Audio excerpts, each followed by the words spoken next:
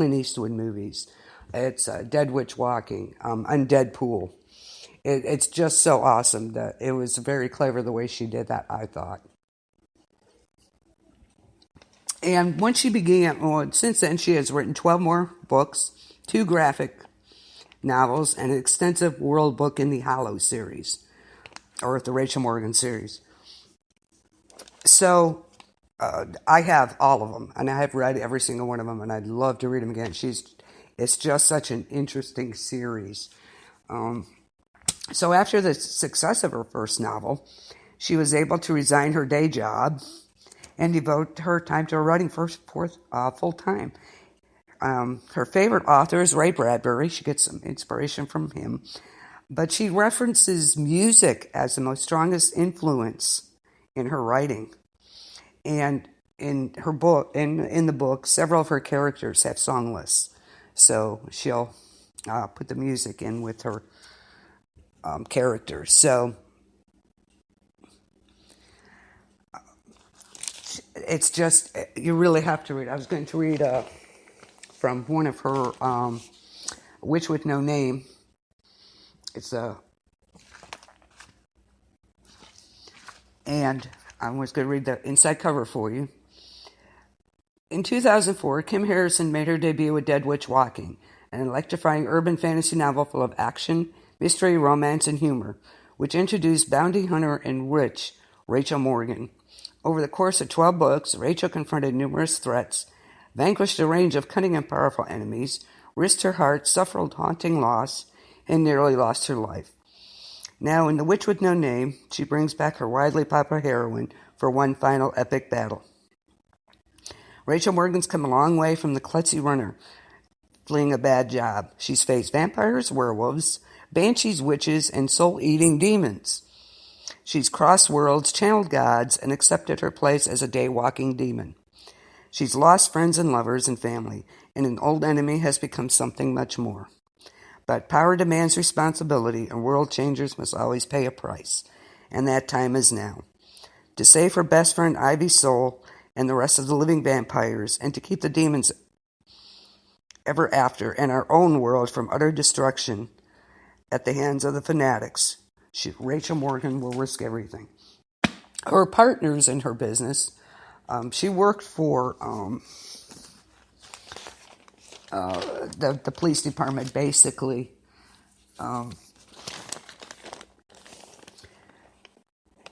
And her partners in her business are a pixie and a living vampire.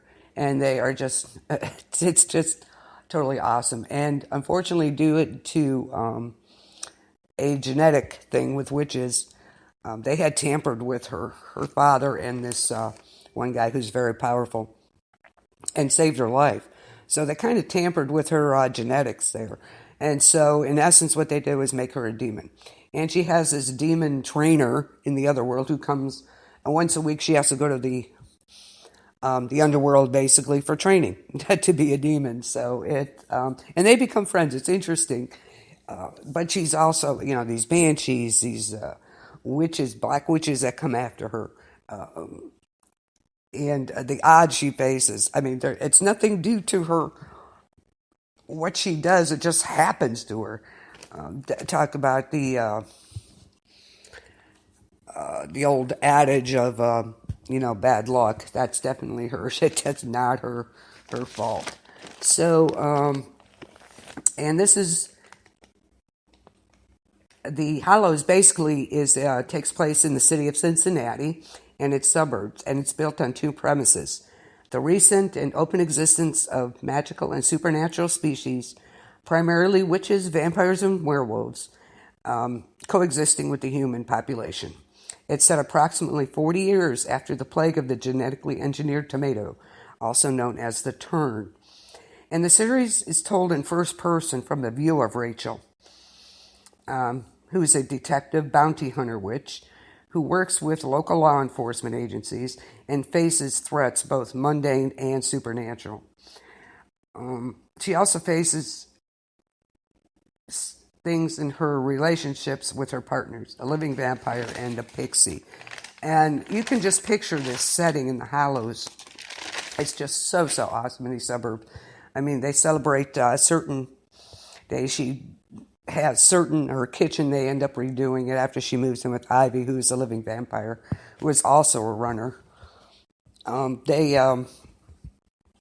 cohabitate, which is really, really interesting in that. And she mixes up her spells in her kitchen.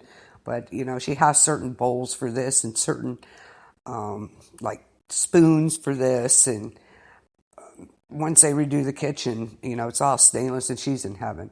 And her salt circles and everything else that goes on. She is a tremendous, tremendous character in these books. And I highly, highly recommend it. Things happen to her that she just can't help. They just come after her. And it's just a great, great series. If you haven't read it, please do. I have read all 13 books, and I couldn't wait for each one to come out. They were that good. So, if you have, tell me any urban fantasy stories you've read. Lori, have you read any urban fantasy? I don't know if you have, but now you know what urban fantasy is. Maybe you have. And anybody else. So, let me know what you've read and see if I've read it. I love urban fantasy. I really, really do. It's one of my favorites. And I love books that have at least a trilogy. And there's only a couple authors I like tremendously that don't do that. Most of the authors I read have at least 3 books, hopefully more. And with this series, I was in heaven with 13 books. We discussed Wheel of Time a few weeks back, which is fantasy, and that was like 15 books or something. So I love those long series that play out because the character continues on and more goes on, and you really get to know all the characters in the books. And I really like that. I hate getting to know a character and then the book ends, and that's it. You never hear of them again. So there's only really 2 authors I like that don't do that, and I think Lori's going to discuss that with me next week. We're going to discuss some horror. I think Stephen King and Joe Hill. So those are 2 authors that don't really do series of books, although Stephen King did do The Green Mile, and oh my God, those were those little books, and I could not wait for each one to come out. I have all 6 of them. I love it. So most of his books, though, are, 1 book and then you're done. But I like the characters to continue, see what happens in their life. So, no, I have not. Oh, Karina Hall, is it pronounced Hallie or Hall? Excuse me. Is it Hall, Lori, or is it Hale? No, I have not read her. Is she urban fantasy, hon?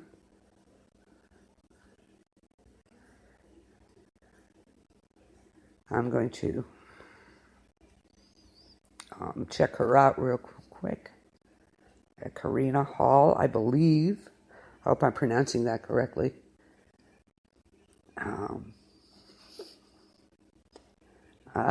Okay. Best-selling author, more than 20 wild and romantic books. So is she a romance writer? It looks like she's a more romance writer. That's what they're saying anyway. Wild and romantic books. So, no, I have not read her. I have not had the pleasure. Now I'll have to put that on my list apparently. So, another one.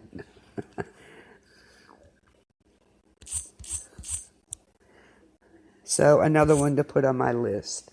The Kim Harrison novels, the series, Rachel Morgan series, or The Hollows, is just, I can't say enough about them. Really, really good.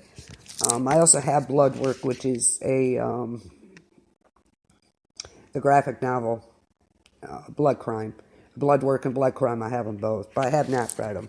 So, I've looked at them, but I haven't been through them. But I absolutely love. And she's always saving everybody. And her hair is always kind of frizzy. She can't tame it. She's pale. She's about 5'8". And like I said, thin. And you can just picture this character and the city and Ivy. Ivy is thin, very athletic. She's a living vampire. And quick. She is quick and master of martial arts. And she's thin and has like short bob, dark hair, and, pale like a vampire. So, I mean, you can just picture these characters in your mind in doing that. So, okay, we're going to take a quick break. Sounds like you learned, yeah. Yeah, I did. Okay, look up the series. Let me know what it is. I looked her up. It looked like more romance novels than anything. So, yeah, let me know real quick. Okay, we'll be right back on KBLP.